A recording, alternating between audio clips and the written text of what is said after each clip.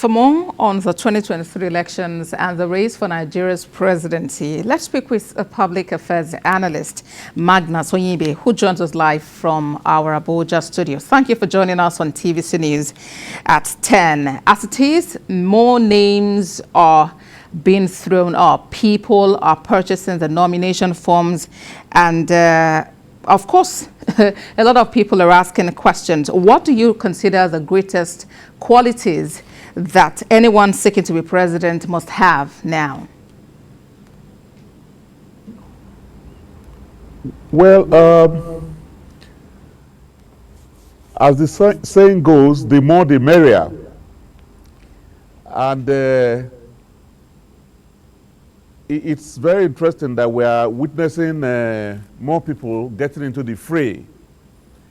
And Nigerians are very excited and also exacerbated because they don't quite understand what the end game would be. A lot of people that I've spoken to are saying, that it has never been like this before.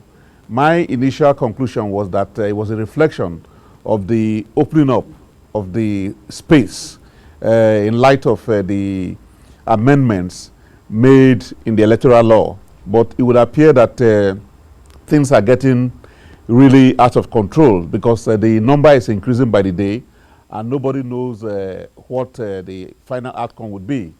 And Nigerians, of course, have expectations of what the president from 2023 would be. And that's a subject that I dealt with in my new book, Becoming President of Nigeria 2023, and a Citizen's Guide. In the book, I noted, the political evolution of Nigeria since 1914 and what it has become. I also pointed out that of the 5 presidents that Nigeria has had since 1960, that 3 of them have been ordinary people, regular school teachers, and only 2 have been soldiers as well, from Alhaji Shehu Shagari, Umar Yar'Adua to Goodluck Jonathan, and President Olusegun Obasanjo, and the present president. Indeed, Mr. Onyibe, as we look forward to 2023, let's talk about the qualities that whoever should be president at this time should possess. What do you consider to be those qualities? Yes, the president in 2023 should have a great worldview. It should be a unifier, and it should be somebody that's is going to push the ideology or policy of inclusiveness. I believe those are some of the expectations that Nigerians have. During the course of my book launch that's going to take place at Yar'Adua Center tomorrow, a panel of discussants have been set up. And one is a Yoruba man, one is an Hausa man, and one is an Igbo man. And the coordinator, we're also sensitive to the genders, so we're bringing a female. They're going to be talking about what Nigerians expect of their president in 2023. And they will talk about all of these, and it will come out as a communique, and which will present to Nigerians. I'm afraid you're yet to actually hit the nail on the head. Yes, you have mentioned one point, that's the worldview. Is that all that whoever should become Nigeria's president should possess at this time? There are different things we're dealing with. Insecurity, we are dealing with the issue of corruption, we are dealing with, at the moment, our students in universities, public universities now have been on strike. And as it is, that strike would be extended by another 12 weeks at least. Yes, I totally agree with you. The country is in chaos right now, and we need a manager who will put things together. We need somebody who will be able to read the balance sheet. We need somebody who will be sensitive enough to look at the issues holistically and be sensitive to the needs of Nigerians across the country. And I don't want to impose what Nigerians should expect. I am leaving that to the panel that I just talked about, that will come up with a full package of what they expect, and which will be presented to members of the public, and it will influence the delegates in the primaries that's going to take place most part of this month.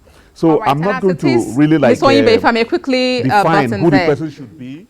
As it is, at least 27 persons have purchased nomination and expression of interest forms under the platform of one political party. That's not to talk about other parties that actually exist in the country. I know earlier you mentioned the more the merrier, but some people think this is looking like a joke. How do you make a choice?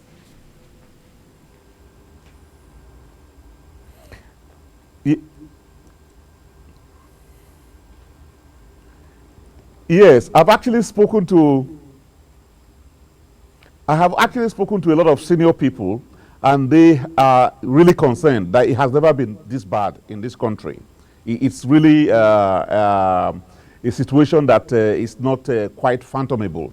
But a lot of people are saying that most of these people throwing their hats into the ring are doing so because there's so much confusion right now, and there may be a wild card, and they want to be the ones who may be the wild card. That's neither here nor there. We don't know what the end game would be, but I don't want to input. I don't want to impose. I don't want to think that, I can determine the qualities. But in my book, I said that if you want to become president of Nigeria, be like able to determine the qualities, but then you are actually a Nigerian, and whatever decisions the leaders take would have an effect on you and me, and of course every other Nigerian. There are over 200 million people that we have as population of the country. But then I must sincerely appreciate you for your time tonight. Thank you, Mr. Onyibe Nwachukwu. Ms. Onyibe, for joining us at this time. Public Affairs Analyst joined us from Abuja Studios. Magnus Onyibe, thank you again. Thank you very much for having me.